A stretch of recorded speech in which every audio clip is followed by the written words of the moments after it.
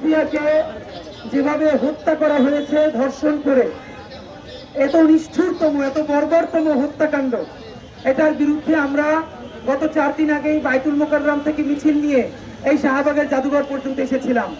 ইনকিলাব মঞ্চ যেই কর্মসূচি ঘোষণা করেছে গতকাল থেকে লাগাতার অবস্থান কর্মসূচি 5 দফা জানিয়ে, সেই 5 দফা কর্মসূচির প্রথম দফায় কিন্তু আপনারা জানেন যে সমস্ত ধর্ষকদের সর্বোচ্চ শাস্তি নিশ্চিত করার জন্য অতি দ্রুত অবিলম্বে দ্রুত বিচার ট্রাইব্যুনাল গঠন করতে হবে এবং যেই দ্রুত বিচার ট্রাইব্যুনালে একমাত্র শুধুই এই ধর্ষকদের বিচারের জন্য গঠন করা হবে।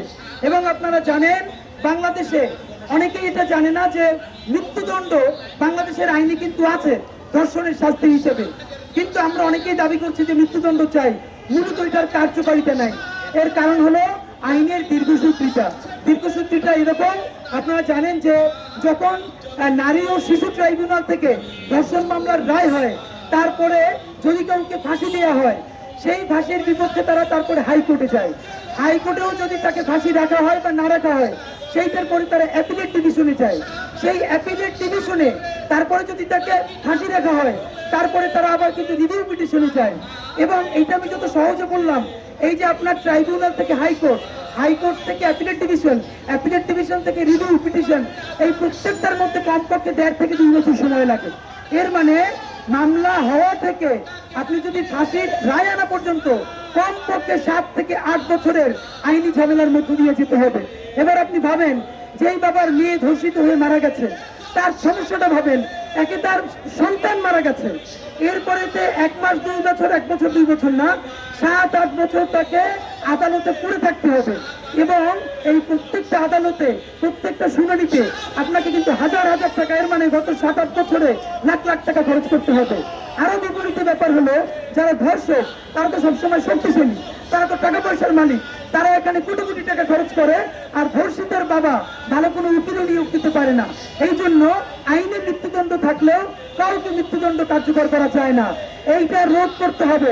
আমাদের প্রথম দাবি, সমস্ত ধর্ষকদের বিচার নিশ্চিত করার জন্য অতি দ্রুত, শুধু ধর্ষণ মামলার বিচারের জন্য দ্রুত বিচার ট্রাইব্যুনাল গঠন করতে হবে।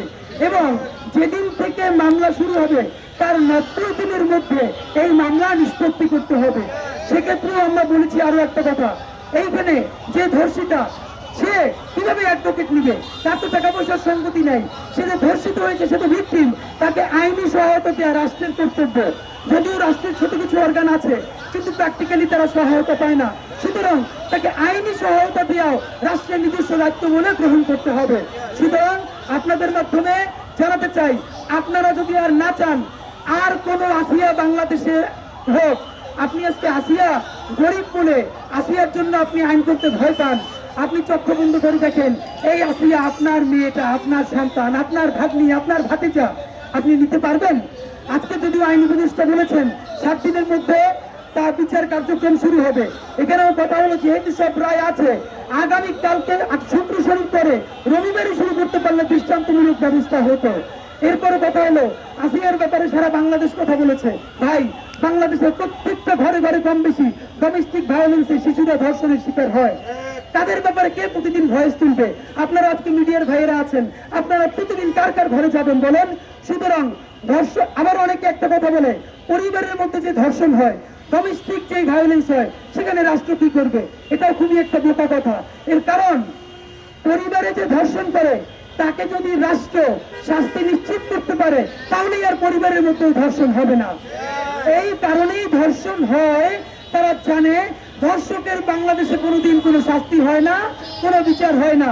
আর একটা কথা আপনাদের মাধ্যমে জানাতে চাই, গ্রাম বাংলায় কালচার দেখেন, একটা ধর্ষণ করার পরে 20,000 25,000 টাকা দিয়ে সালিসি করে দেয়। তাই এগুলো কেমন কথা? এখন এইটা কেন? এইটা ওই যে রাষ্ট্র ওইখানে সে শক্তিশালী হতে পারে না, এই জন্য ধর্ষিতার বাবা মনে করে আইনের সাপোর্ট তো পাবোই না, তাও যদি গ্রামের লোক দিয়ে 20,000 টাকা পাই যদি কিছু হয়।